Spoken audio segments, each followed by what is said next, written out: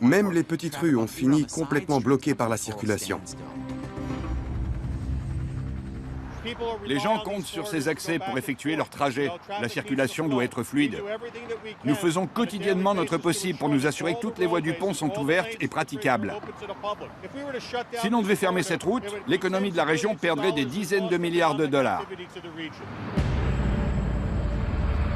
10 heures du matin.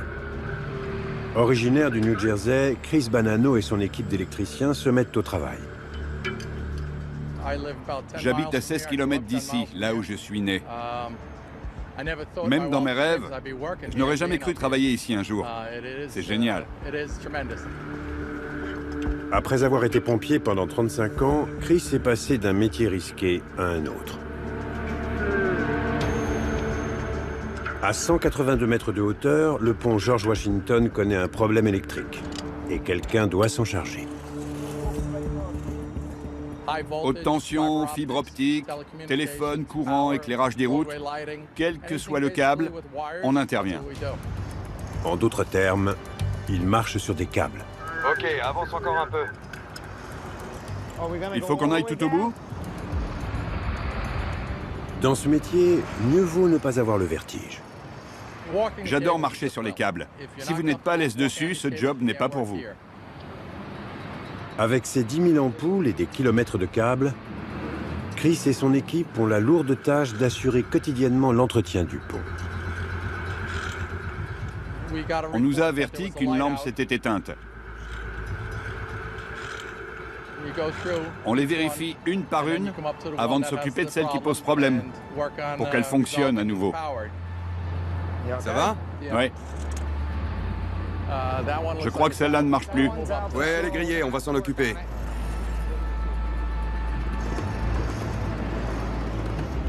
Travailler suspendu au-dessus du pont le plus emprunté au monde ne laisse pas le droit à l'erreur. Ok, voyons ça. Le câble a l'air en bon état. Passe-moi le voltmètre. Si jamais Chris lâche un tournevis, celui-ci tombera à plus de 160 km/h. Assez vite pour transpercer le toit d'une voiture et le crâne du conducteur. Je l'ai. On prend notre temps pour être sûr de ne pas lâcher ce qu'on tient dans la main. S'il s'agissait d'un pont normal, ce type d'intervention nécessiterait de fermer quelques voies. Mais pas au Washington Bridge. On ne peut pas fermer ce pont. Il doit toujours rester ouvert, quoi qu'il arrive. Comme il intervient sur des câbles à haute tension, Chris doit être prudent. Les gars avec qui je travaille sont comme des frères pour moi. Lorsqu'on travaille sur des câbles dont la tension est de 4160 volts, ou comme maintenant, à 180 mètres au-dessus de l'eau, on se serre les coudes. C'est bon, ça marche. Il y a du courant. Là, je n'ai rien, par contre. C'est peut-être une coupure sur le circuit. Attends, je te donne une autre broche. Je l'ai. Espérons que ça marche. Et voilà, ça fonctionne. Super. C'était juste une opération de routine. On a eu de la chance. C'est juste un fusible qui avait lâché. Parfois, c'est un câble qui pend ou un transformateur qui grille. Pas de répit pour Chris et son équipe.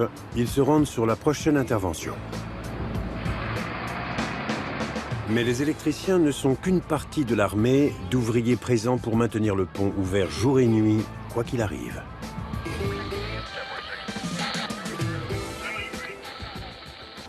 Mon rôle consiste à m'assurer de la sécurité des automobilistes. On a des équipes de secours sur place. Elles interviennent sur le pont en cas de problème. Si jamais une dame doit accoucher sur le pont, qu'un incendie est signalé ou quel que soit le problème, on a tout ce qu'il faut pour agir. Et c'est tant mieux, car si la circulation reste fluide sur le pont George Washington, les affaires tournent à New York. Numéro 9, en Bolivie. On y trouve les ponts les plus rapides du monde, les tyroliennes des Yungas. Au fin fond de la forêt tropicale, les paysans ont une conception radicale des ponts. Voici les tyroliennes des Yungas. Ce sont de simples câbles tendus au-dessus des creux de la jungle. Un simple harnais et on traverse. C'est un transport public plutôt insolite. C'est comme un oiseau sur une branche. Ça donne un peu l'impression de voler.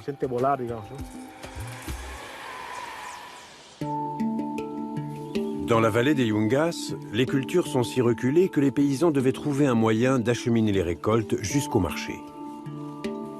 Angel Barrasosa est l'homme qui a trouvé la solution. Avant, on portait tout sur le dos, comme des ânes. Puis, j'ai pensé à créer un système de poulies et de câbles. J'ai acheté des câbles en acier et je les ai tendus de part et d'autre de la vallée à l'aide de cordes. Un parcours éreintant de 5 km à travers la jungle épaisse ne prend plus que 30 secondes. Sans ces câbles, ça prendrait un temps fou de transporter nos récoltes. Les feuilles que ces paysans récoltent sont une vraie mine d'or. Elles valent 30% de plus que les autres récoltes. La coca est l'ingrédient de base de la cocaïne. Mais en Bolivie, la coca est légale et vendue pour ses soi-disant effets sur la santé. Désormais, grâce aux tyroliennes d'Angel, il est plus facile d'acheminer cette récolte à prix d'or jusqu'aux routes conduisant au marché. On compte actuellement une vingtaine de tyroliennes. Certaines font plus de 400 mètres et s'élèvent à 176 mètres du sol. Utile pour acheminer les récoltes, on peut y transporter n'importe quoi.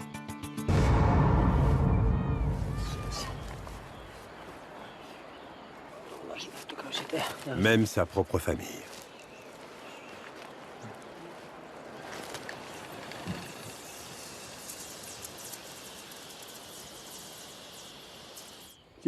Au début, j'en tremblais, tellement ça me faisait peur. Mais ça va mieux depuis, je reste calme. Même lorsque je transporte quelqu'un, la peur finit toujours par disparaître. Mais à force d'être suspendu à des poulies rouillées et de traverser à près de 50 km/h, des accidents se sont produits. Ça a beau être amusant, il faut quand même faire attention car ça peut vite mal tourner. C'est très dangereux. 3 personnes ont déjà fait une chute mortelle. Mon beau-père en est mort. Il est tombé dans la rivière. C'est un système assez effrayant. Les ancrages de chaque côté devraient être en bon état, mais certains ont 20 ans et sont couverts de rouille. Ils peuvent casser d'un instant à l'autre. Les paysans prennent des risques, mais ça en vaut la peine.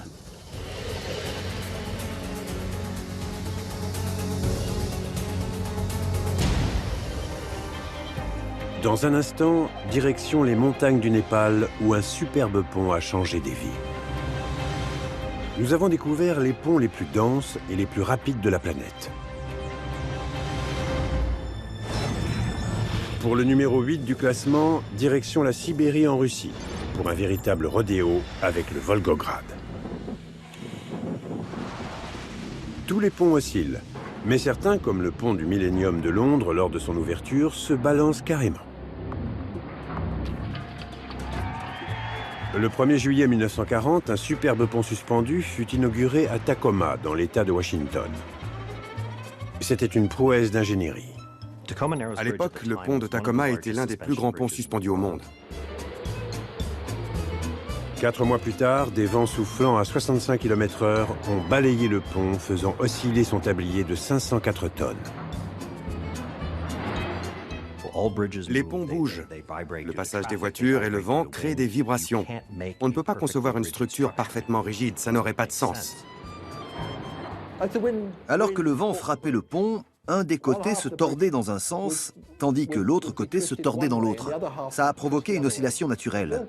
Plus il tanguait, plus il s'exposait au vent, et plus il s'y exposait, plus il tanguait.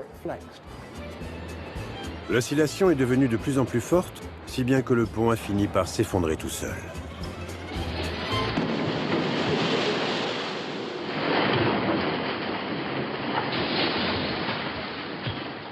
Cet accident a surpris le monde entier. Tous les grands ponts suspendus du monde ont été modifiés pour éviter ce type d'accident. Le Golden Gate, le pont du Humber et ainsi de suite. Pourtant, malgré les leçons tirées du désastre de Tacoma, les ponts oscillent toujours plus qu'ils ne le devraient. Ces images ne sont pas truquées. En 2010, le pont en béton de Volgograd, dans le sud de la Russie, fut fermé après qu'il se soit mis à osciller. Si vous marchiez sur le pont comme le fait cet homme, vous ressentiriez les mêmes effets qu'un séisme de magnitude 9. Qu'est-ce qui fait tanguer ce pont?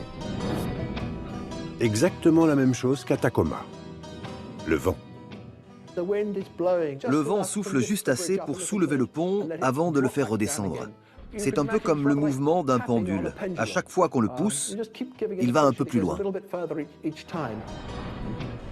Contrairement au pont de Tacoma, celui de Volgograd a tenu bon. On l'a rouvert 5 jours plus tard. Des absorbeurs de choc furent installés pour limiter le balancement. Les absorbeurs de choc ont pour effet de casser l'oscillation du pont et de limiter le mouvement afin que le vent ne l'amplifie pas. Problème résolu.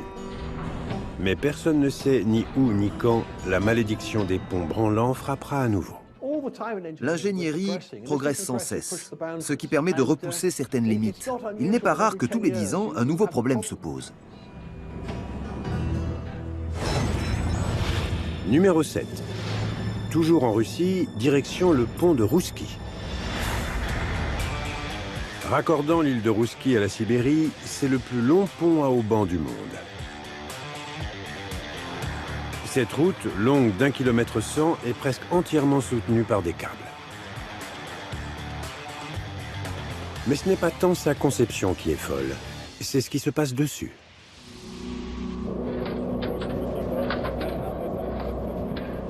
Âgé de 19 ans, Vitali Raskalov et son ami enfreignent la loi. Ils escaladent le pont de Rouski, tournent une vidéo et la postent sur Internet.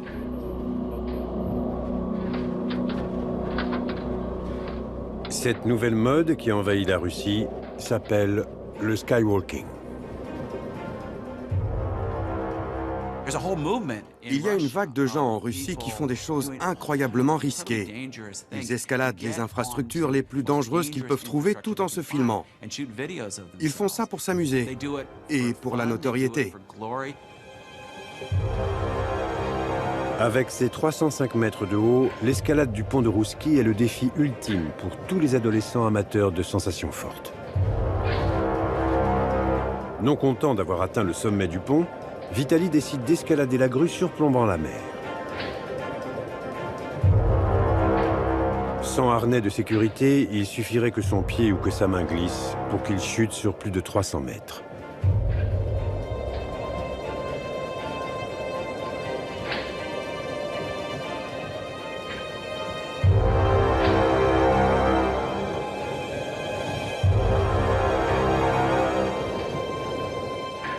Malgré tout, les adolescents sont arrivés au sommet.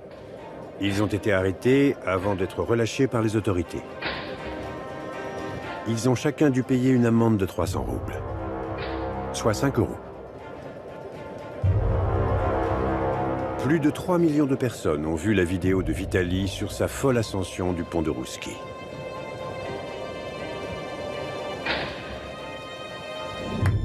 Pour le 6e du classement, nous allons au Népal pour découvrir le plus beau pont du monde, le Kushma-Gyadi.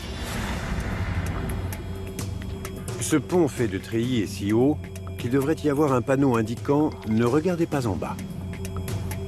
Mais pour les Népalais, ce pont relève du divin. À 320 km de l'Everest, au Népal, se trouve le village de Gyadishur. Depuis que ce village existe, la rivière Modikola le sépare du grand marché de Kushma sur l'autre rive. Le dos chargé de provisions, c'est un long trajet épuisant de 2 heures au travers de chemins sinueux.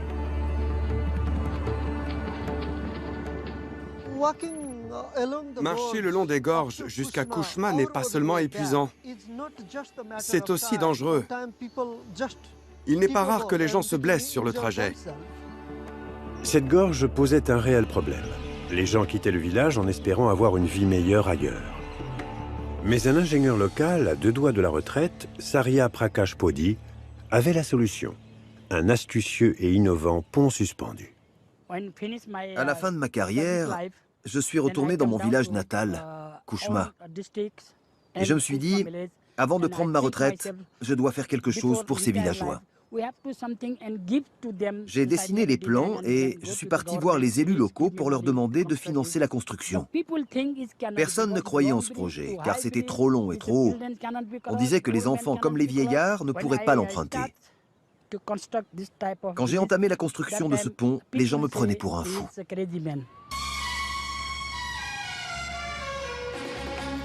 Saria a su prouver qu'il n'était pas fou. Il a bâti un pont que tout le monde peut emprunter.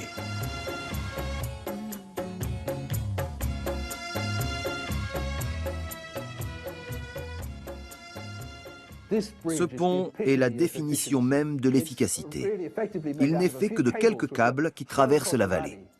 Cela consiste à tendre un gros câble qui va d'une rive à l'autre, d'y attacher d'autres câbles résistants et ensuite de faire des nœuds solides.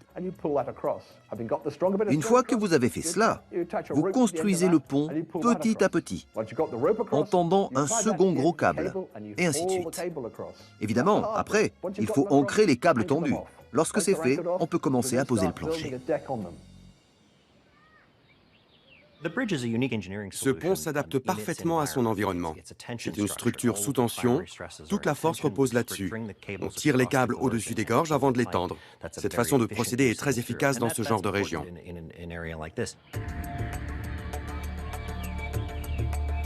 Ce pont a bouleversé la vie des habitants. J'étais vraiment ravi de le voir enfin achevé. Ce pont a changé la vie des villageois, y compris la mienne. On voit tous ces gens transporter leurs chèvres, des poulets et des grosses bottes de foin pour le bétail. C'était impensable avant l'arrivée du pont.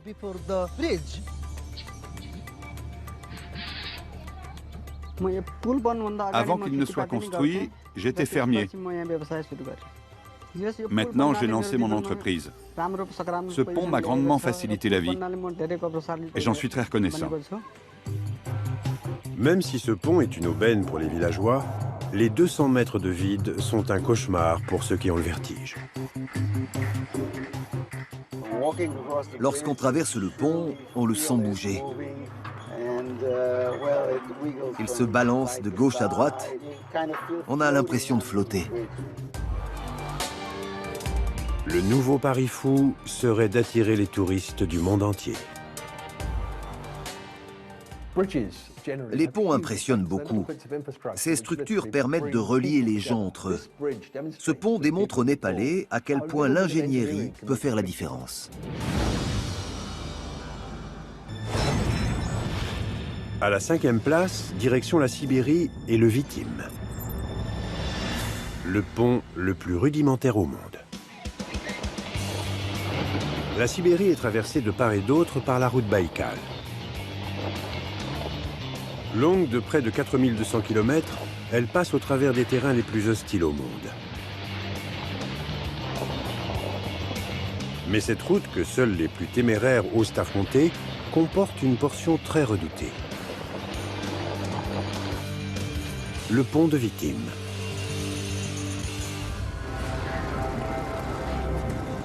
Lorsque ces deux motards, Tony Petty et Walter Kolbach, atteignent la rive gauche de la Vitim, il n'y a pas d'alternative. Un pont ferroviaire militaire traverse la rivière. Parallèle à celui-ci se trouve son ancêtre, mais il est en ruine. Les motards n'avaient donc d'autre choix que de franchir ce pont pour continuer leur voyage en Sibérie. Quand on se lance dans ce périple, on ne peut pas éviter le pont de Vitim, car le seul autre pont qui traverse la rivière est une voie ferroviaire gardée par des militaires armés de Kalachnikov qui ne vous laissent pas vous en approcher. J'ai eu des frissons en le voyant. C'était magnifique, puis j'ai réalisé que j'allais devoir le traverser. Long d'un demi-kilomètre et large d'à peine 2 mètres, la traversée du pont de Vitim requiert des nerfs d'acier. Le plancher est irrégulier et à moitié pourri. Il suffirait qu'une des planches cède pour envoyer les motards 15 mètres plus bas, droit dans les eaux glacées. Je pense que s'il y a un problème lors de la traversée, on a 9 chances sur 10 d'y passer.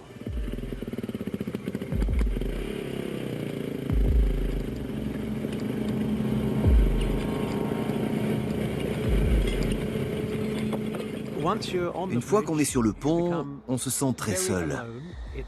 C'est très haut et il n'y a ni garde-corps ni barrière. Si on tombe, c'est pour de bon.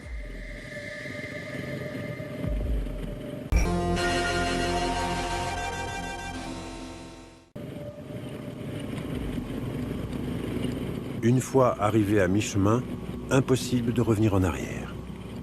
Je restais concentré sur les planches situées à 2 ou 3 mètres devant moi, rien d'autre. Je n'arrêtais pas de me dire, ne regarde pas en bas ni autour de toi ou tu vas paniquer. N'y pense pas et roule.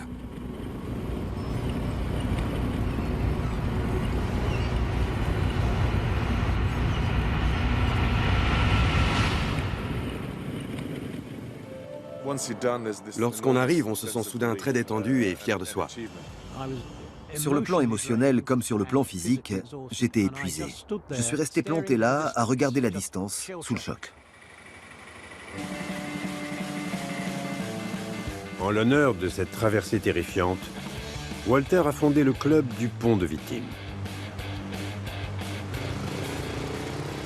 J'ai voulu faire connaître ce pont pour que les gens y voient un défi à relever. C'est trop haut pour moi. Si vous parvenez à franchir ce pont, vous faites partie du club.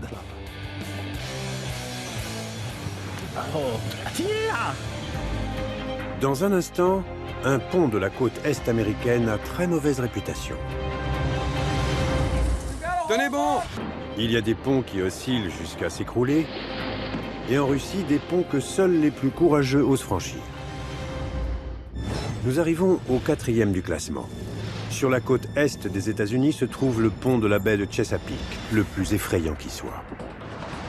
Reliant les parties est et ouest du Maryland et s'étendant sur toute la largeur de la baie de Chesapeake, ce pont est long de près de 8 km et haut de 60 mètres.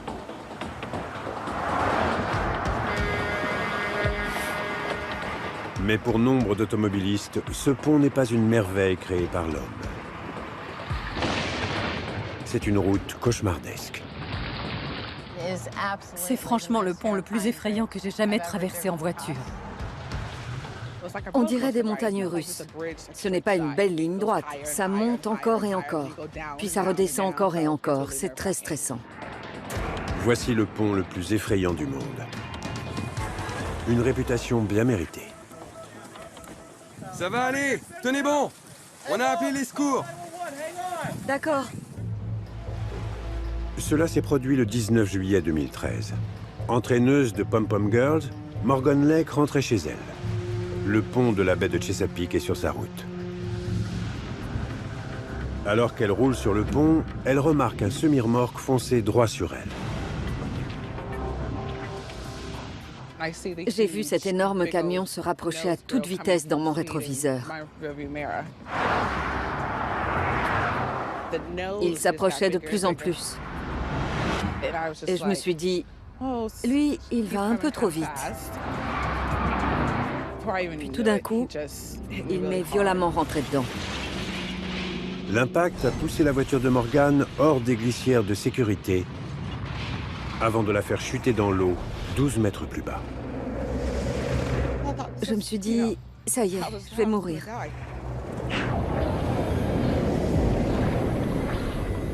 Par miracle, Morgan survit au choc. Mais sa voiture commence à couler. Je n'avais pas envie de mourir, et encore moins en me noyant. C'est horrible, c'est une mort lente.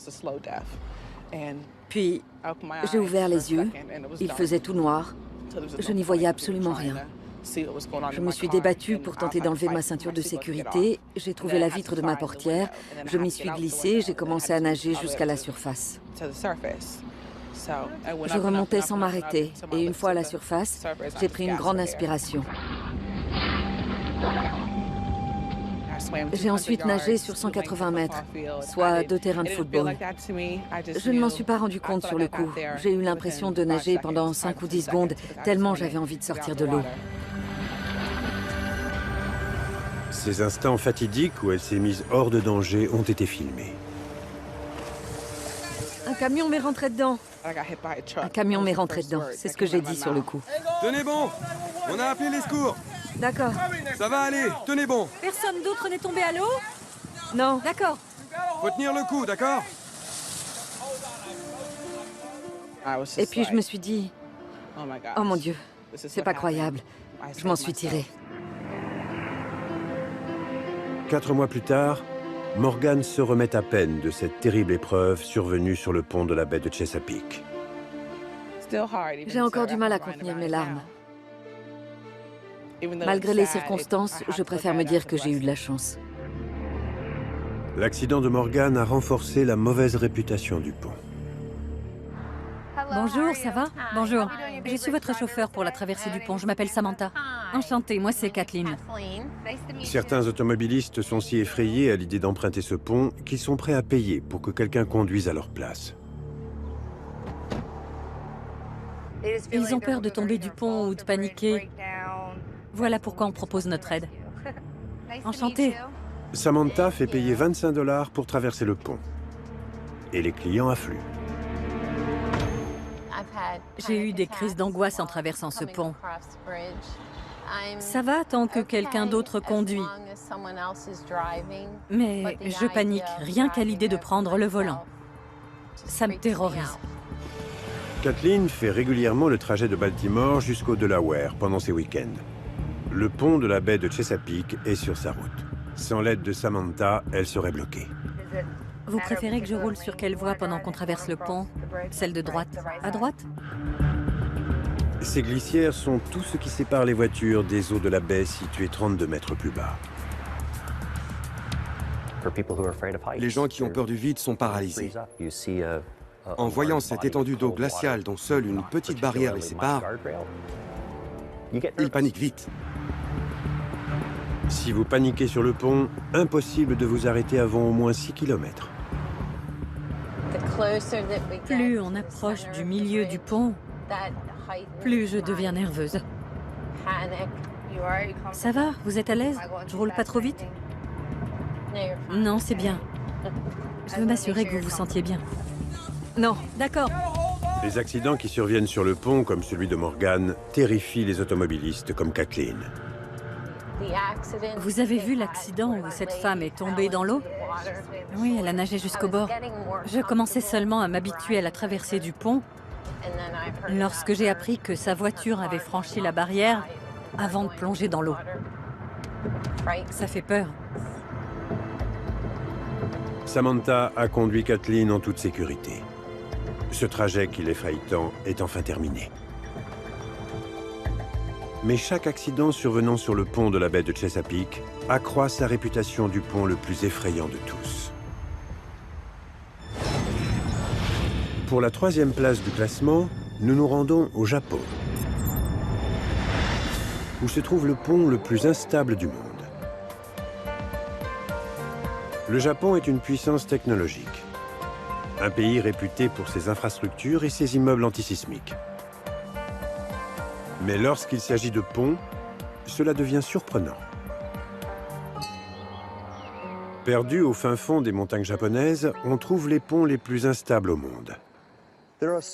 On trouve énormément de ponts abandonnés au Japon, car il y a 50 ans, l'agriculture allait bon train dans ces montagnes. Seulement, comme le Japon n'est plus un pays agricole, ces ponts ne servent plus à rien.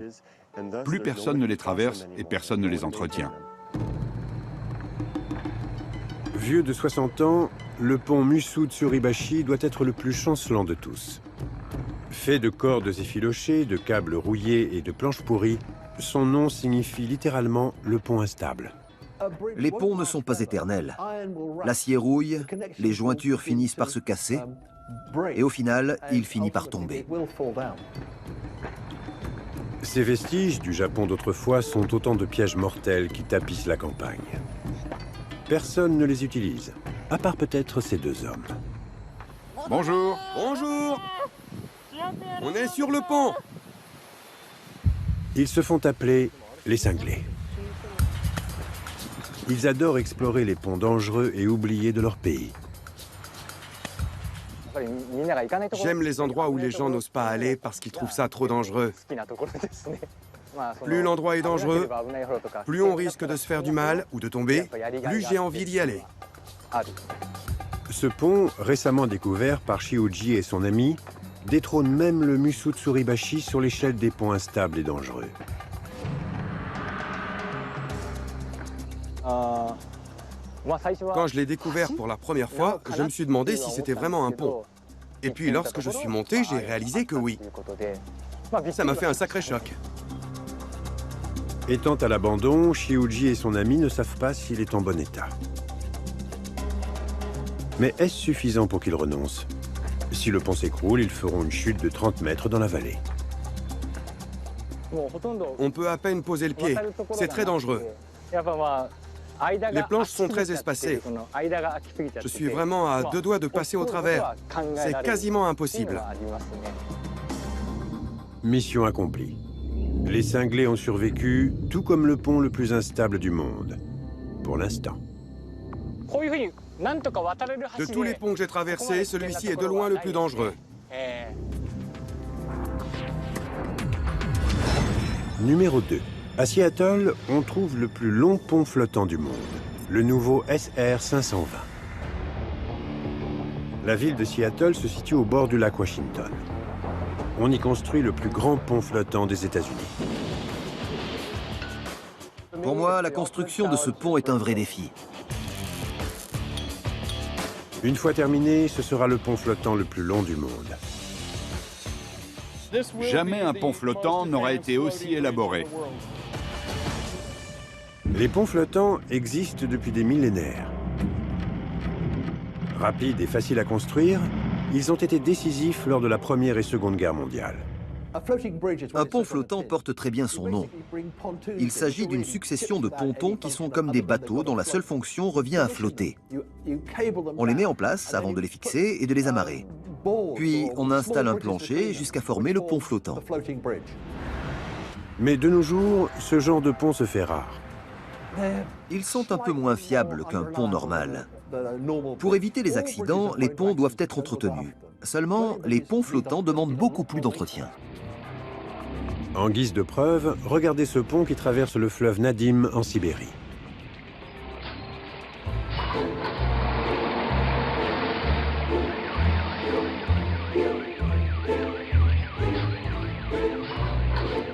Quand les poids lourds empruntent le pont, leur poids fait couler sa surface sous le niveau de l'eau, submergeant les voitures qui s'y trouvent.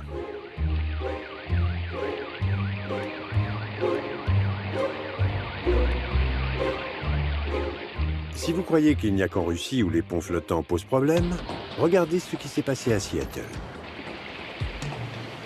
Au cours d'une tempête, le pont flottant Lassie V s'est brisé avant de couler.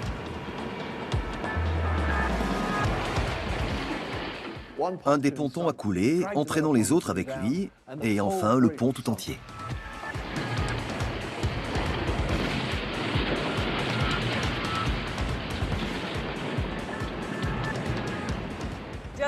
Il y a quelques instants, cette section du pont a coulé dans le lac Washington.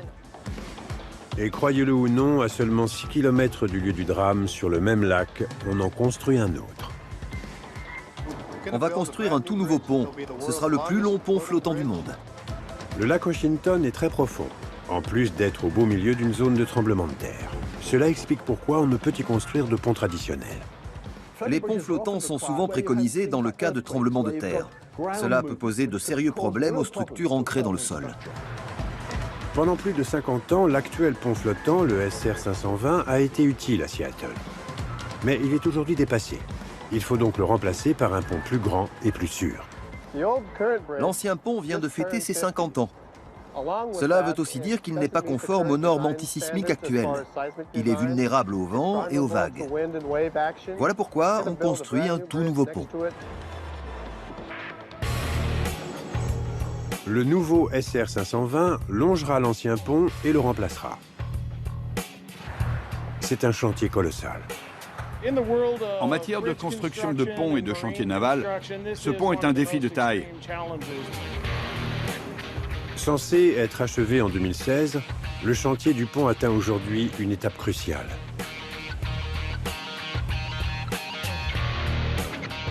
Les ouvriers assemblent 33 boîtes flottantes en béton appelées pontons.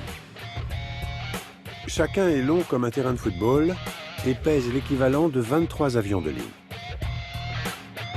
Formant l'épine dorsale du pont, mieux vaut s'assurer qu'il flotte bien. Ils doivent être étanches. Si ces pontons ne le sont pas, ou si un accident venait à créer une brèche dans la coque, ils couleraient dans l'eau comme un bateau. Pour éviter tout accident, des contrôles rigoureux sont effectués à chaque étape de la construction. Avant de relier les pontons entre eux, les ingénieurs les mettent en cale sèche. Ils peuvent ainsi effectuer des tests approfondis visant à détecter tout défaut ou fissure. La moindre erreur conduirait à la catastrophe. Nous nous trouvons sous l'un des pontons. C'est un bloc de béton de 10 000 tonnes qui flottera sur l'eau. Une fois les tests effectués, il faut ancrer les pontons dans le fond du lac avant de les relier entre eux. Tous les pontons doivent être reliés entre eux jusqu'à constituer l'épine dorsale du pont. 2 ans avant la fin du chantier, les ouvriers espèrent que le nouveau SR 520 fera figure de référence en matière d'ingénierie. C'est le pont flottant le plus long du monde. Je n'aurai jamais d'autre occasion de construire quelque chose de cette ampleur. Dans un instant, à la première place, direction le pont le plus extrême du monde. Nous avons découvert les tyroliennes des fermiers en Bolivie. Un pont merveilleux dans les montagnes népalaises. Et un pont flottant battant tous les records à Seattle. Nous arrivons maintenant à la première place de notre classement. Direction le sud de la France, le viaduc de Millau. C'est une merveille d'ingénierie. Ce pont paraît toucher le ciel. C'est le plus haut jamais construit. Beaucoup de gens pensent qu'il s'agit du plus beau pont au monde. Son dessin et sa construction avant-gardiste, couplée à sa hauteur vertigineuse, le placent logiquement en haut du classement. Le viaduc de Millau est certainement l'un des emblèmes de ce début du XXIe siècle. L'un des points les plus intéressants est la façon dont il a été construit. Chaque côté a été assemblé petit à petit jusqu'à ce qu'on fasse se rejoindre les 2 extrémités au milieu du pont. Construit en seulement 4 ans, ce pont long de 2,5 km traverse l'une des plus profondes vallées de France. Il est aussi haut que la Tour Eiffel. Grâce à son tracé, le trajet estival reliant Paris à Perpignan via l'A75 évite aux automobilistes un détour de 2h30.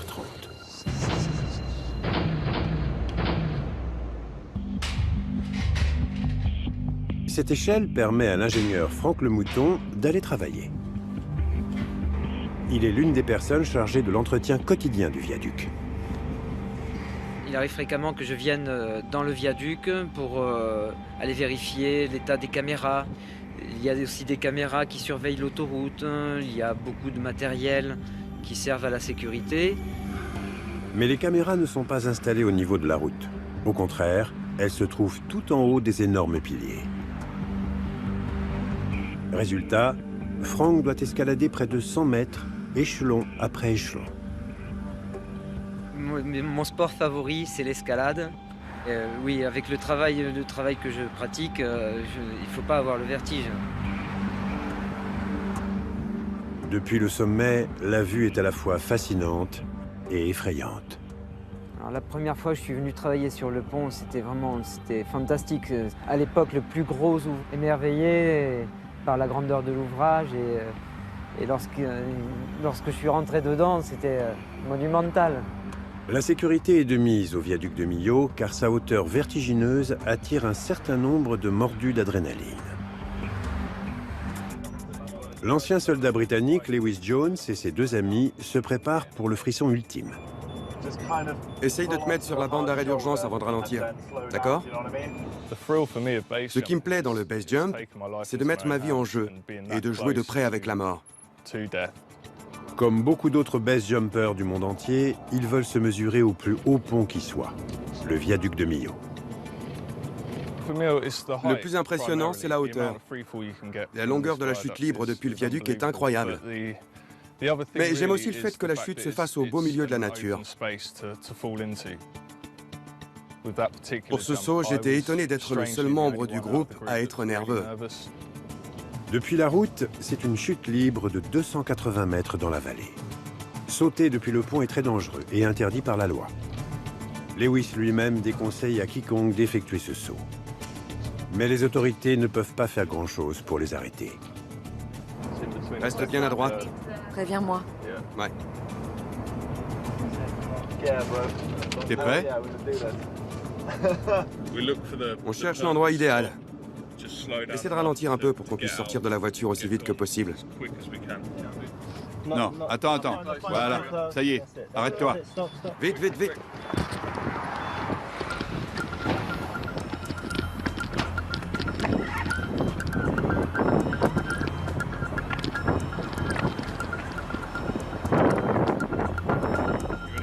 Le saut est surnommé Mr. Bill. Il s'effectue en tandem et requiert un travail d'équipe précis ainsi qu'une parfaite exécution. Dis-moi quand tu es prêt.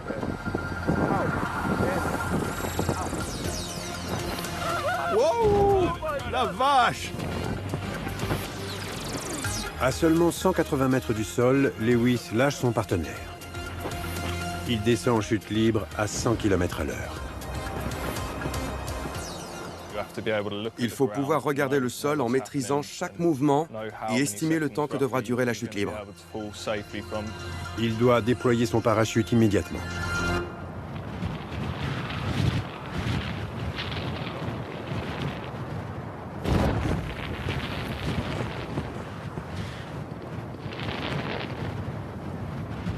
Descendre les 280 mètres ne prend que 45 secondes. Mais comme la police est sûrement après eux, ils n'ont pas le temps de fêter ça.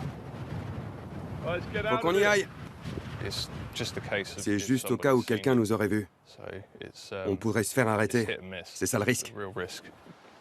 Cette fois, Lewis et ses amis ont de la chance et s'échappent à temps. Depuis son premier saut en juin 2013, Lewis a risqué sa vie en sautant plus de 10 fois du plus haut pont du monde.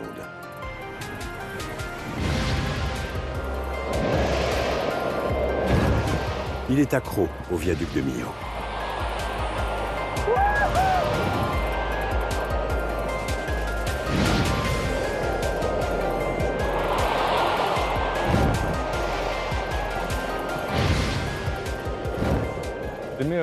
Le viaduc de Millau est extrême par sa taille. C'est dément. Il n'a rien à voir avec les autres ponts. Un point de saut unique, le plus haut qui soit. Le viaduc de Millau est vraiment le plus extrême de tous les ponts.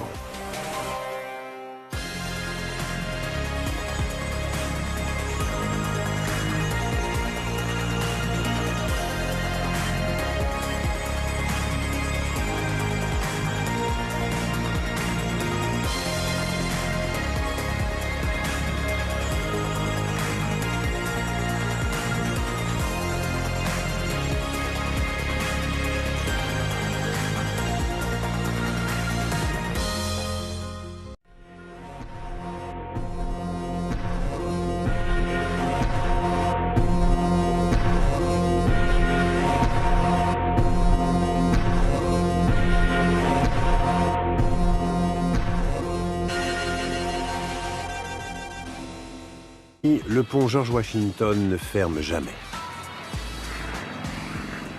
Le défi consiste à effectuer des opérations en plein milieu de la circulation. C'est comme opérer le cœur d'un sportif alors même qu'il court un marathon.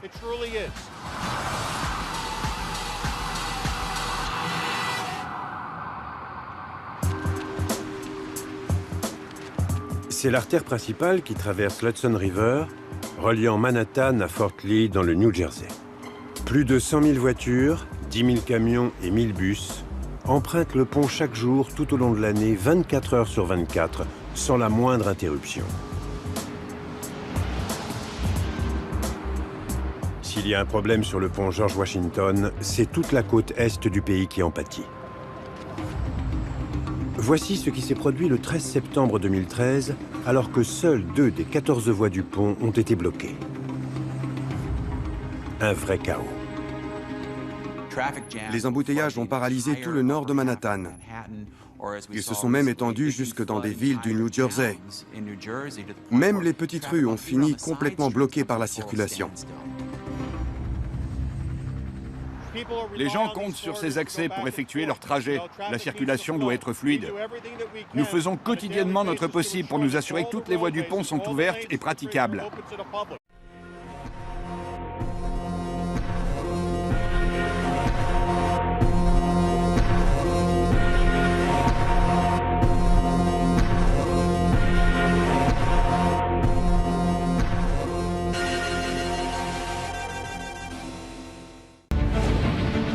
Aux quatre coins du globe, on trouve des routes, des ponts, des voies ferrées ou maritimes, des tunnels ou des aéroports, qui ont tous un point commun. Ils sont extrêmes. Des plus fous aux plus mortels. Des plus merveilleux aux plus terrifiants. Des prouesses d'ingénierie et des histoires à couper le souffle. Voici En zone dangereuse.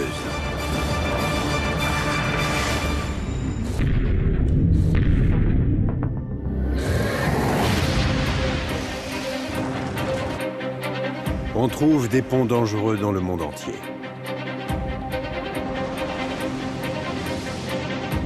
Du Népal au Japon. Et en Bolivie, comme en Russie. Les ponts impressionnent beaucoup. Ces structures permettent de relier les gens entre eux. C'était éteinte. On les vérifie une par une avant de s'occuper de celles qui posent problème, pour qu'elles fonctionnent à nouveau. Ça va? Oui. Je crois que celle-là ne marche plus. Ouais, elle est grillée, on va s'en occuper.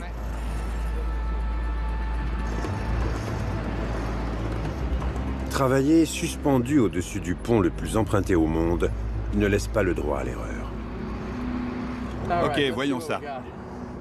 Le câble a l'air en bon état. Passe-moi le voltmètre. Si jamais Chris lâche un tournevis, celui-ci tombera à plus de 160 km/h, assez vite pour transpercer le toit d'une voiture et le crâne du conducteur. Je l'ai. On prend notre temps pour être sûr de ne pas lâcher ce qu'on tient dans la main. S'il s'agissait d'un pont normal, ce type d'intervention nécessiterait de fermer quelques voies. Mais pas au Washington Bridge. On ne peut pas fermer ce pont. Il doit toujours rester ouvert, quoi qu'il arrive. Comme il intervient sur des câbles à haute tension, Chris doit être prudent. Les gars avec qui je travaille sont comme des frères pour moi. Lorsqu'on travaille sur des câbles dont la tension est de 4160 volts, ou comme maintenant, à 180... Si l'on devait fermer cette route, l'économie de la région perdrait des dizaines de milliards de dollars. 10 heures du matin. Originaire du New Jersey, Chris Banano et son équipe d'électriciens se mettent au travail. J'habite à 16 km d'ici, là où je suis né. Même dans mes rêves, je n'aurais jamais cru travailler ici un jour. C'est génial. Après avoir été pompier pendant 35 ans, Chris est passé d'un métier risqué à un autre. À 182 mètres de hauteur, le pont George Washington connaît un problème électrique. Et quelqu'un doit s'en charger. Haute tension, fibre optique, téléphone, courant, éclairage des routes, quel que soit le câble, on intervient. En d'autres termes, il marche sur des câbles. Ok, avance encore un peu. Il faut qu'on aille tout au bout? Dans ce métier, mieux vaut ne pas avoir le vertige. J'adore marcher sur les câbles. Si vous n'êtes pas à l'aise dessus, ce job n'est pas pour vous. Avec ses 10 000 ampoules et des kilomètres de câbles, Chris et son équipe ont la lourde tâche d'assurer quotidiennement l'entretien du pont. On nous a averti qu'une lampe... Bâtis dans d'extrêmes conditions, des ponts défient la gravité et les éléments. Certains sont les plus hauts du monde et d'autres rassemblent les communautés. Quand j'ai entamé la construction de ce pont, les gens me prenaient pour un fou. Véritable terrain de jeu pour amateurs de sensations fortes, à moto, à main nue et en base jump. Certains en font leur métier, d'autres risquent leur vie. Parfois même, on frôle la catastrophe. Tenez bon! On a appelé les secours! Je me suis dit, ça y est, je vais mourir. Accrochez-vous, car nous allons découvrir les 10 ponts les plus extrêmes du monde. Le 10e de notre liste est le pont George Washington de New York. Le pont le plus emprunté au monde. Plus de 100 millions de véhicules traversent chaque année ce pont à 2 niveaux, long d'1,5 km. Il y a 14 voies en tout, 8 sur le pont supérieur et 6 sur le niveau inférieur. S'agissant de la route la plus importante de l'Est des États-Unis, Cela consiste à tendre un gros câble qui va d'une rive à l'autre, d'y attacher d'autres câbles résistants et ensuite de faire des nœuds solides. Une fois que vous avez fait cela, vous construisez le pont petit à petit, en tendant un second gros câble, et ainsi de suite. Évidemment, après, il faut ancrer les câbles tendus. Lorsque c'est fait, on peut commencer à poser le plancher. Ce pont s'adapte parfaitement à son environnement. C'est une structure sous tension, toute la force repose là-dessus. On tire les câbles au-dessus des gorges avant de les tendre. Cette façon de procéder est très efficace dans ce genre de région.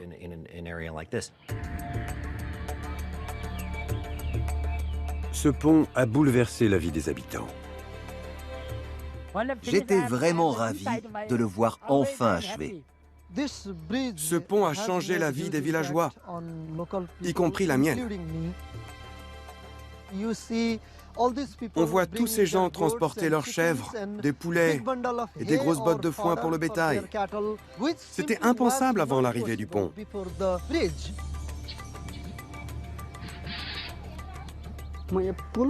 Avant qu'il ne soit construit, j'étais fermier. Maintenant, j'ai lancé mon entreprise. Ce pont m'a grandement facilité la vie et j'en suis très reconnaissant.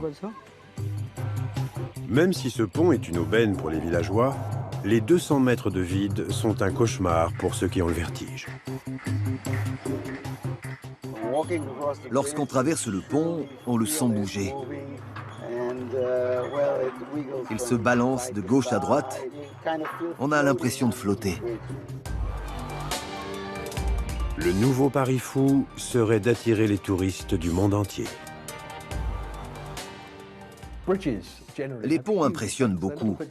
Ces structures permettent de relier les gens entre eux. Ce pont démontre aux Népalais à quel point l'ingénierie peut faire la différence. À la 5e place, direction la Sibérie et le Vitim. Le pont le plus rudimentaire au monde. La Sibérie est traversée de part et d'autre par la route Baïkal. Longue de près de 4200 km, elle passe au travers des terrains les plus hostiles au monde. Mais cette route, que seuls les plus téméraires osent affronter, comporte une portion très redoutée. Le pont de Vitim.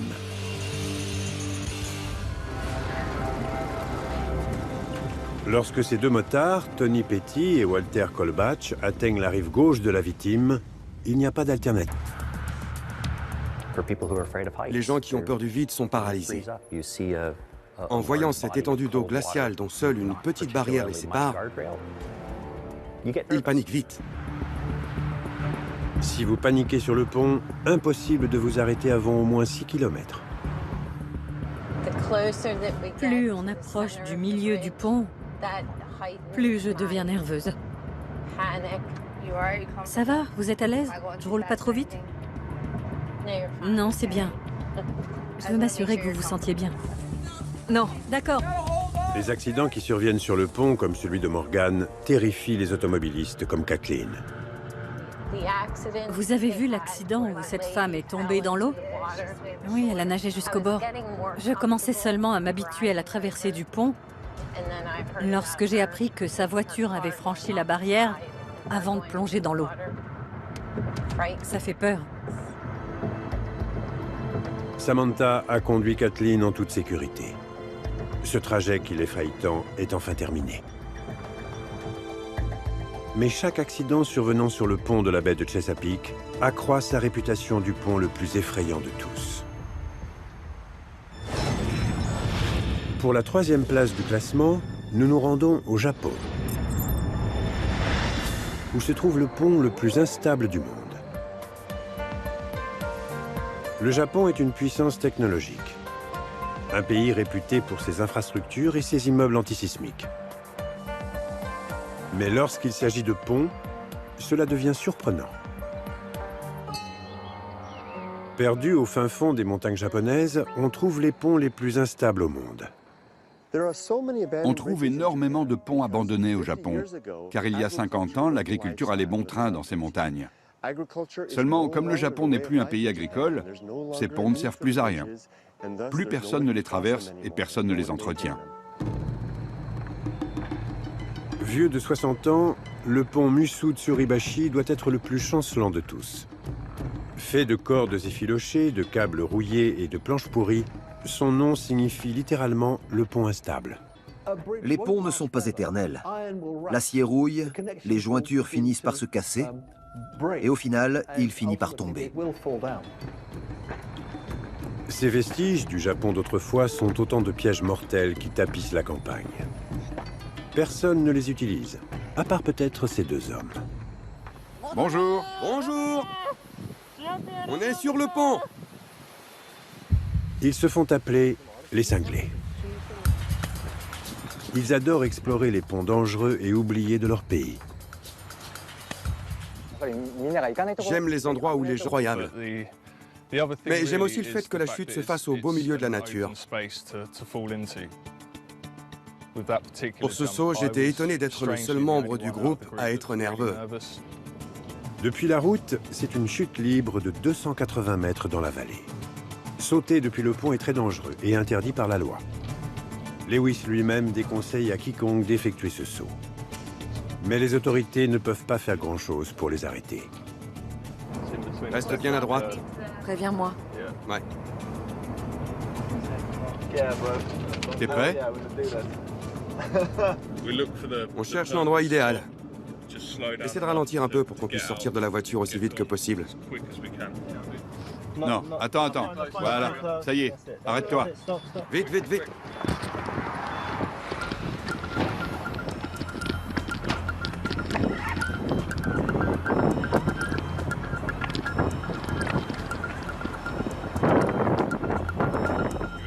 Le saut est surnommé Mr. Bill.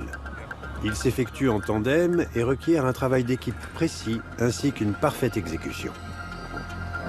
Dis-moi quand tu es prêt.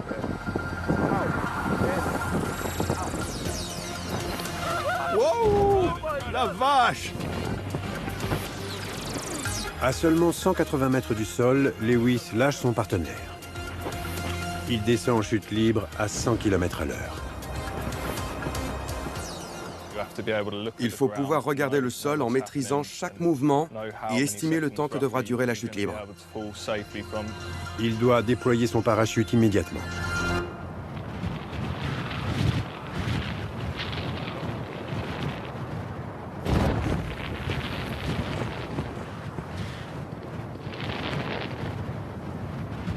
Descendre les 280 mètres ne prend que 45 secondes. Mais comme la police est sûrement après eux, ils n'ont pas le temps de fêter ça. Faut qu'on y aille. C'est juste au cas où quelqu'un nous aurait vus. On pourrait se faire arrêter. C'est ça le risque. Cette fois, Lewis et ses amis ont de la chance et s'échappent à temps. Depuis son premier saut en juin 2013, Lewis a risqué sa vie en sautant plus de 10 fois du plus haut pont du monde.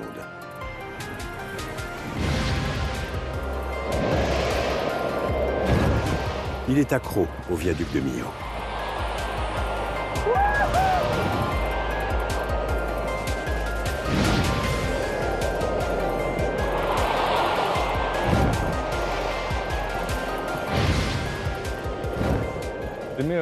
Le viaduc de Millau est extrême par sa taille.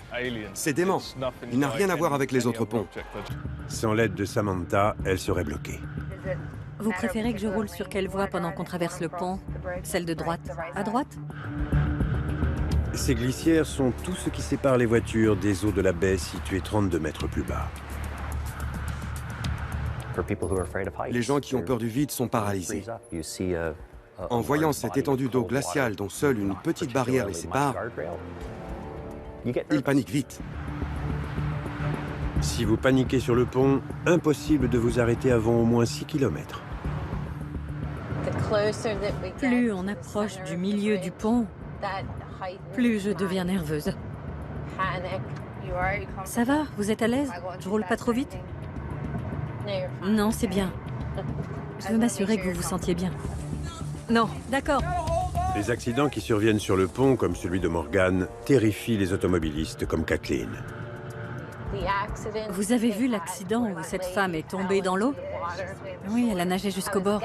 Je commençais seulement à m'habituer à la traversée du pont lorsque j'ai appris que sa voiture avait franchi la barrière avant de plonger dans l'eau. Ça fait peur. Samantha a conduit Kathleen en toute sécurité. Ce trajet qui l'effraie tant est enfin terminé. Mais chaque accident survenant sur le pont de la baie de Chesapeake accroît sa réputation du pont le plus effrayant de tous. Pour la 3e place du classement, nous nous rendons au Japon, où se trouve le pont le plus instable du monde. Le Japon est une puissance technologique, un pays réputé pour ses infrastructures et ses immeubles antisismiques. Mais lorsqu'il s'agit de ponts, cela devient surprenant. Perdu au fin fond des montagnes japonaises, on trouve les ponts les plus instables au monde. On trouve énormément de ponts abandonnés au Japon, car il y a 50 ans, l'agriculture allait bon train dans ces montagnes. Seulement, comme le Japon n'est plus un pays agricole, ces ponts ne servent plus à rien. Plus personne ne les traverse et personne ne les entretient. Vieux de 60 ans, le pont Musu Tsuribashi doit être le plus chancelant de tous. Fait de cordes effilochées, de câbles rouillés et de planches pourries, son nom signifie littéralement le pont instable. Les ponts ne sont pas éternels. L'acier rouille, les jointures finissent par se casser, et au final, il finit par tomber. Ces vestiges du Japon d'autrefois sont autant de pièges mortels qui tapissent la campagne. Personne ne les utilise, à part peut-être ces 2 hommes. Bonjour. Bonjour!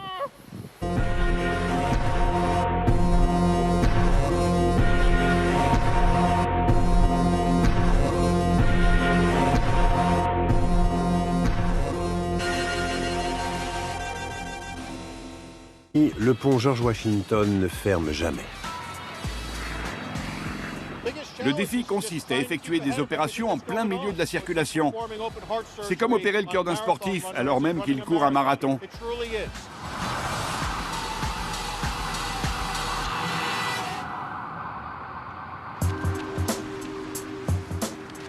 C'est l'artère principale qui traverse l'Hudson River, reliant Manhattan à Fort Lee dans le New Jersey. Plus de 100 000 voitures, 10 000 camions et 1000 bus empruntent le pont chaque jour tout au long de l'année, 24 heures sur 24, sans la moindre interruption. S'il y a un problème sur le pont George Washington, c'est toute la côte est du pays qui en pâtit. Voici ce qui s'est produit le 13 septembre 2013, alors que seules 2 des 14 voies du pont ont été bloquées. Un vrai chaos. Les embouteillages ont paralysé tout le nord de Manhattan. Ils se sont même étendus jusque dans des villes du New Jersey. Même les petites rues ont fini complètement bloquées par la circulation. Les gens comptent sur ces accès pour effectuer leur trajet. La circulation doit être fluide. Nous faisons quotidiennement notre possible pour nous assurer que toutes les voies du pont sont ouvertes et praticables.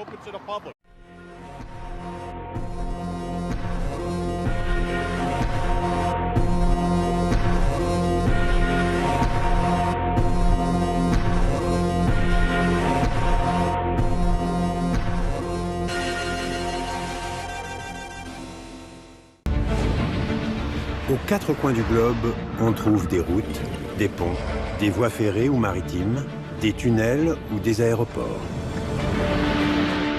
qui ont tous un point commun. Ils sont extrêmes.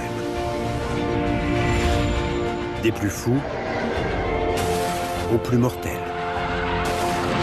Des plus merveilleux aux plus terrifiants. Des prouesses d'ingénierie et des histoires à couper le souffle. Voici En zone dangereuse.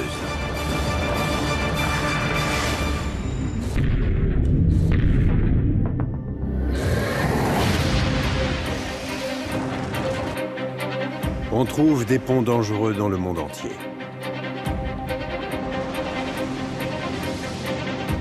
Du Népal au Japon. Et cette nouvelle mode qui envahit la Russie s'appelle le skywalking. Il y a une vague de gens en Russie qui font des choses incroyablement risquées. Ils escaladent les infrastructures les plus dangereuses qu'ils peuvent trouver tout en se filmant. Ils font ça pour s'amuser et pour la notoriété. Avec ses 305 mètres de haut, l'escalade du pont de Roussky est le défi ultime pour tous les adolescents amateurs de sensations fortes. Non content d'avoir atteint le sommet du pont, Vitali décide d'escalader la grue surplombant la mer. Sans harnais de sécurité, il suffirait que son pied ou que sa main glisse pour qu'il chute sur plus de 300 mètres.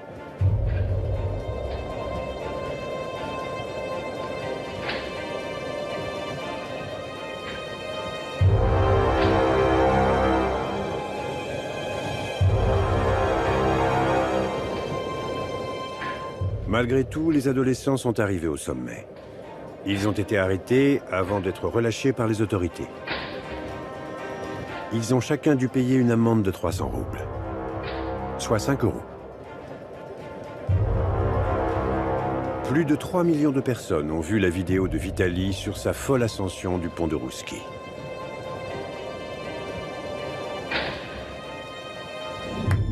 Pour le 6e du classement, nous allons au Népal pour découvrir le plus beau pont du monde, le Kushma-Gyadi. Ce pont fait de treillis est si haut qu'il devrait y avoir un panneau indiquant « Ne regardez pas en bas ». Mais pour les Népalais, ce pont relève du divin. À 320 km de l'Everest, au Népal, se trouve le village de Gyadishur. Depuis que ce village existe, la rivière Modikola le sépare du grand marché de Kushma sur l'autre rive. Le dos chargé de provisions, c'est un long trajet épuisant de 2 heures au travers de chemins sinueux.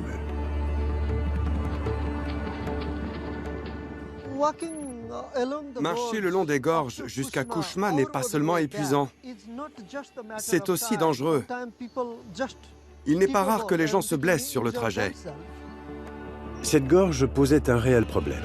Les gens quittaient le village en espérant avoir une vie meilleure ailleurs. Mais un ingénieur local, à 2 doigts de la retraite, Saria Prakash Podi, avait la solution. Un astucieux et innovant pont suspendu. À la fin de ma carrière, je suis retourné dans mon village natal, Kushma. Et je me suis dit, avant de prendre ma retraite... Et un pont flottant battant tous les records à Seattle. Nous arrivons maintenant à la première place de notre classement. Direction le sud de la France, le viaduc de Millau. C'est une merveille d'ingénierie. Ce pont paraît toucher le ciel. C'est le plus haut jamais construit. Beaucoup de gens pensent qu'il s'agit du plus beau pont au monde. Son dessin et sa construction avant-gardiste, couplée à sa hauteur vertigineuse, le placent logiquement en haut du classement.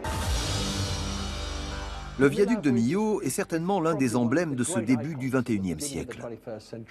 L'un des points les plus intéressants est la façon dont il a été construit. Chaque côté a été assemblé petit à petit jusqu'à ce qu'on fasse se rejoindre les 2 extrémités au milieu du pont. Construit en seulement 4 ans, ce pont long de 2,5 km traverse l'une des plus profondes vallées de France. Il est aussi haut que la Tour Eiffel. Grâce à son tracé, le trajet estival reliant Paris à Perpignan via l'A75 évite aux automobilistes un détour de 2h30.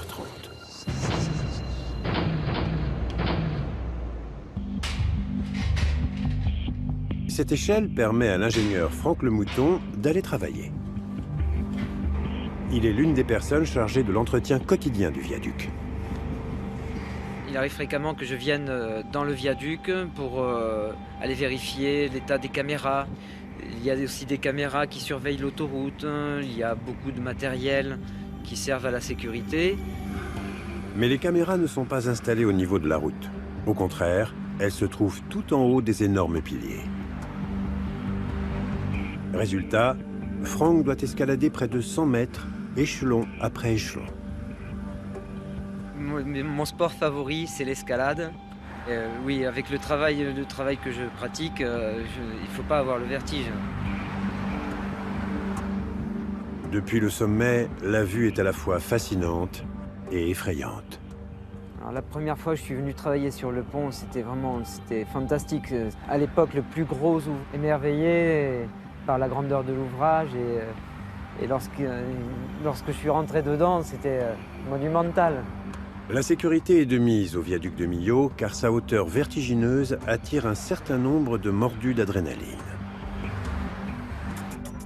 L'ancien soldat britannique Lewis Jones et ses deux amis se préparent pour le frisson ultime. Essaye de te mettre sur la bande d'arrêt d'urgence avant de ralentir, d'accord? Ce qui me plaît dans le base jump, c'est de mettre ma vie en jeu et de jouer de près avec la mort. Comme beaucoup d'autres base jumpers du monde entier, ils veulent se mesurer au plus haut pont qui soit, le viaduc de Millau. Le plus impressionnant, c'est la hauteur. Ça va? Vous êtes à l'aise? Je roule pas trop vite? Non, c'est bien. Je veux m'assurer que vous vous sentiez bien. Non, d'accord. Les accidents qui surviennent sur le pont, comme celui de Morgan, terrifient les automobilistes comme Kathleen. Vous avez vu l'accident où cette femme est tombée dans l'eau? Oui, elle a nagé jusqu'au bord. Je commençais seulement à m'habituer à la traversée du pont lorsque j'ai appris que sa voiture avait franchi la barrière avant de plonger dans l'eau. Ça fait peur. Samantha a conduit Kathleen en toute sécurité. Ce trajet qui l'effraie tant est enfin terminé. Mais chaque accident survenant sur le pont de la baie de Chesapeake accroît sa réputation du pont le plus effrayant de tous. Pour la troisième place du classement, nous nous rendons au Japon, où se trouve le pont le plus instable du monde. Le Japon est une puissance technologique, un pays réputé pour ses infrastructures et ses immeubles antisismiques. Mais lorsqu'il s'agit de ponts, cela devient surprenant. Perdus au fin fond des montagnes japonaises, on trouve les ponts les plus instables au monde. On trouve énormément de ponts abandonnés au Japon, car il y a 50 ans, l'agriculture allait bon train dans ces montagnes. Seulement, comme le Japon n'est plus un pays agricole, ces ponts ne servent plus à rien. Plus personne ne les traverse et personne ne les entretient. Vieux de 60 ans, le pont Musu Tsuribashi doit être le plus chancelant de tous. Fait de cordes effilochées, de câbles rouillés et de planches pourries, son nom signifie littéralement le pont instable. Les ponts ne sont pas éternels. L'acier rouille, les jointures finissent par se casser, et au final, il finit par tomber. Ces vestiges du Japon d'autrefois sont autant de pièges mortels qui tapissent la campagne. Personne ne les utilise, à part peut-être ces deux hommes. Bonjour. Bonjour! On est sur le pont! Ils se font appeler les cinglés. Ils adorent explorer les ponts dangereux et oubliés de leur pays. J'aime les endroits où les gens n'osent pas aller parce qu'ils trouvent ça trop dangereux. Plus l'endroit est dangereux, plus on risque de se faire du mal ou de tomber, plus j'ai envie d'y aller. Ce pont, récemment découvert par Shiuji et son ami, détrône même le Musu Tsuribashi sur l'échelle des ponts instables et dangereux.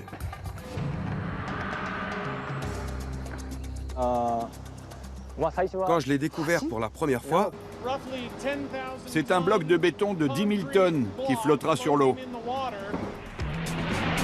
Une fois les tests effectués, il faut ancrer les pontons dans le fond du lac avant de les relier entre eux. Tous les pontons doivent être reliés entre eux jusqu'à constituer l'épine dorsale du pont. 2 ans avant la fin du chantier, les ouvriers espèrent que le nouveau SR 520 fera figure de référence en matière d'ingénierie. C'est le pont flottant le plus long du monde. Je n'aurai jamais d'autre occasion de construire quelque chose de cette ampleur. Dans un instant, à la première place, direction le pont le plus extrême du monde. Nous avons découvert les tyroliennes des fermiers en Bolivie. Un pont merveilleux dans les montagnes népalaises. Et un pont flottant battant tous les records à Seattle. Nous arrivons maintenant à la première place de notre classement. Direction le sud de la France, le viaduc de Millau. C'est une merveille d'ingénierie. Ce pont paraît toucher le ciel.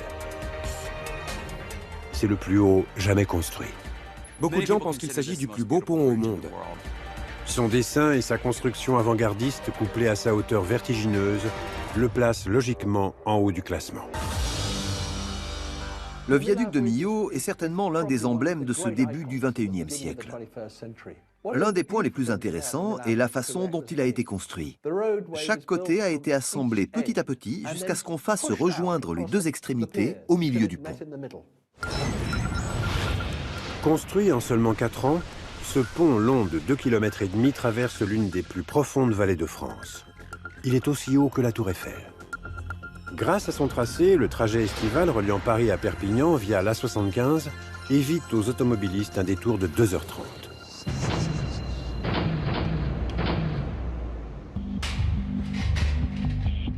Cette échelle permet à l'ingénieur Franck Lemouton d'aller travailler. Il est l'une des personnes chargées de l'entretien quotidien du viaduc. Il arrive fréquemment que je vienne dans le viaduc pour aller vérifier l'état des caméras. Il y a aussi des caméras qui surveillent l'autoroute. Il y a beaucoup de matériel qui servent à la sécurité. Mais les caméras ne sont pas installées au niveau de la route. Au contraire, elles se trouvent tout en haut des énormes piliers. Résultat, Franck doit escalader près de 100 mètres, échelon après échelon. Mon sport favori, c'est l'escalade. Oui, avec le travail que je pratique, il ne faut pas avoir le vertige. Depuis le sommet, la vue est à la fois fascinante et effrayante. Sa vie en sautant plus de 10 fois du plus haut pont du monde.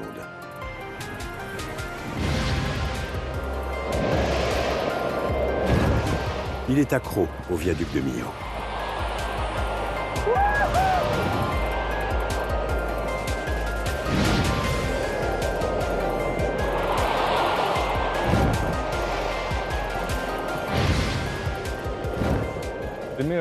Le viaduc de Millau est extrême par sa taille. C'est dément. Il n'a rien à voir avec les autres ponts. Un point de saut unique, le plus haut qui soit. Le viaduc de Millau est vraiment le plus extrême de tous les ponts.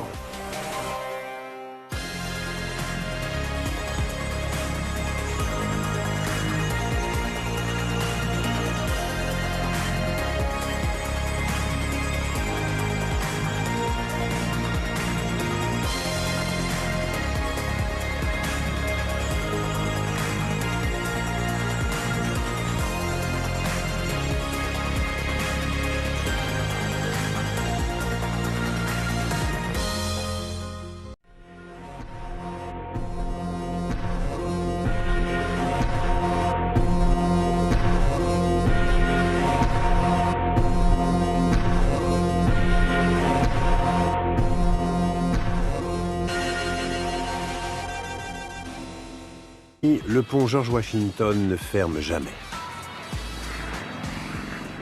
Le défi consiste à effectuer des opérations en plein milieu de la circulation. C'est comme opérer le cœur d'un sportif alors même qu'il court un marathon.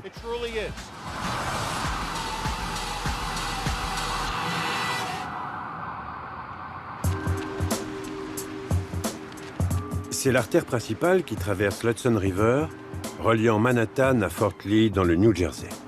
Plus de 100 000 voitures, 10 000 camions et 1000 bus empruntent le pont chaque jour tout au long de l'année, 24 heures sur 24, sans la moindre interruption. S'il y a un problème sur le pont George Washington, c'est toute la côte est du pays qui en pâtit. Voici ce qui s'est produit le 13 septembre 2013, alors que seules 2 des 14 voies du pont ont été bloquées. Un vrai chaos. Les embouteillages ont paralysé tout le nord de Manhattan. Ils se sont même étendus jusque dans des villes du New Jersey. Même les petites rues ont fini complètement bloquées par la circulation. Les gens comptent sur ces accès pour effectuer leur trajet. La circulation doit être fluide. Nous faisons quotidiennement notre possible pour nous assurer que toutes les voies du pont sont ouvertes et praticables. On installe un plancher jusqu'à former le pont flottant. Mais de nos jours, ce genre de pont se fait rare. Ils sont un peu moins fiables qu'un pont normal. Pour éviter les accidents, les ponts doivent être entretenus. Seulement, les ponts flottants demandent beaucoup plus d'entretien. En guise de preuve, regardez ce pont qui traverse le fleuve Nadim en Sibérie.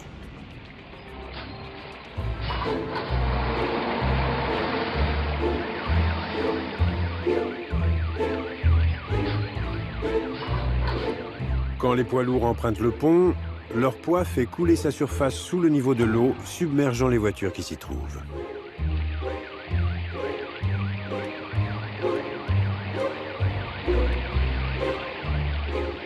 Si vous croyez qu'il n'y a qu'en Russie où les ponts flottants posent problème, regardez ce qui s'est passé à Seattle. Au cours d'une tempête, le pont flottant Lassie V s'est brisé avant de couler.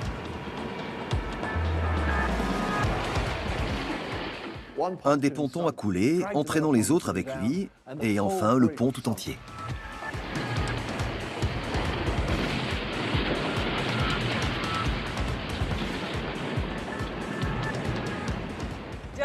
Il y a quelques instants, cette section du pont a coulé dans le lac Washington. Et croyez-le ou non, à seulement 6 km du lieu du drame, sur le même lac, on en construit un autre. On va construire un tout nouveau pont. Ce sera le plus long pont flottant du monde. Le lac Washington est très profond, en plus d'être au beau milieu d'une zone de tremblement de terre. Cela explique pourquoi on ne peut y construire de pont traditionnel. Les ponts flottants sont souvent préconisés dans le cas de tremblements de terre. Cela peut poser de sérieux problèmes aux structures ancrées dans le sol. Pendant plus de 50 ans, l'actuel pont flottant, le SR 520, a été utile à Seattle. Mais il est aujourd'hui dépassé. Il faut donc le remplacer par un pont plus grand et plus sûr. L'ancien pont vient de fêter ses 50 ans. Cela veut aussi dire qu'il n'est pas conforme aux normes antisismiques actuelles. Il est vulnérable au vent et aux vagues. Voilà pourquoi on construit un tout nouveau pont. Le nouveau SR 520 longera l'ancien pont et le remplacera. C'est un chantier colossal. En matière de construction de ponts et de chantiers navals, ce pont est un défi de taille. Censé être achevé en 2016, le chantier du pont atteint aujourd'hui une étape cruciale.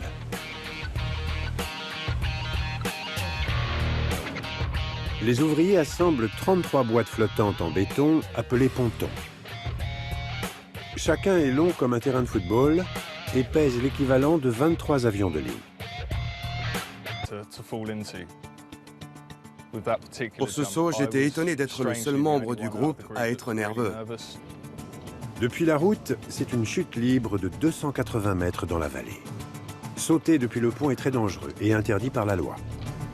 Lewis lui-même déconseille à quiconque d'effectuer ce saut. Mais les autorités ne peuvent pas faire grand-chose pour les arrêter. Reste bien à droite. Préviens-moi. Ouais. T'es prêt? On cherche l'endroit idéal. Essaie de ralentir un peu pour qu'on puisse sortir de la voiture aussi vite que possible. Non, attends. Voilà, ça y est, arrête-toi. Vite, vite, vite.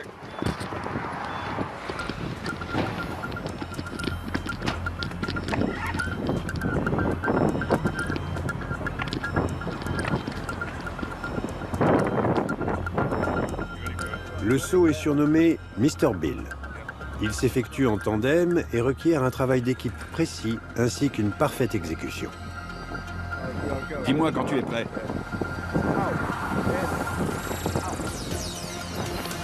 Wow!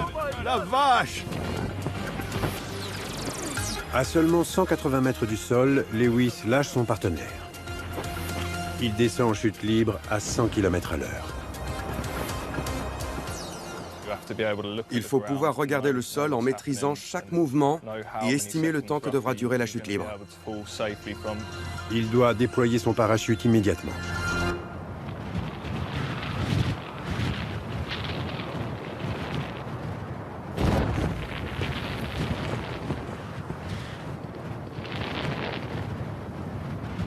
Descendre les 280 mètres ne prend que 45 secondes.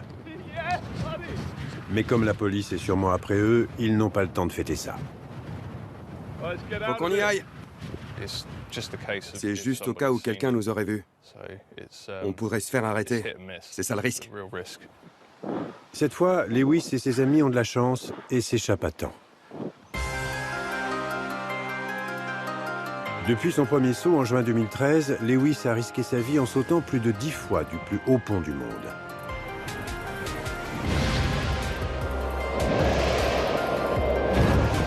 Il est accro au viaduc de Millau.